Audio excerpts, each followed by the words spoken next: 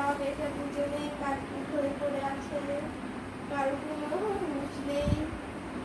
বাচ্চাটা নিচে নেমে আব্দুর রহমান গোল পার খাইতেছে।